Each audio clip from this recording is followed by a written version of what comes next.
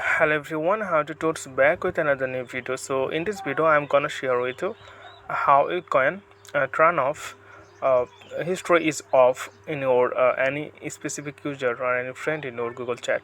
For example, I'm choosing any profile, so this one. So then I need to click here on the option. You can see the profile, so simply click on this.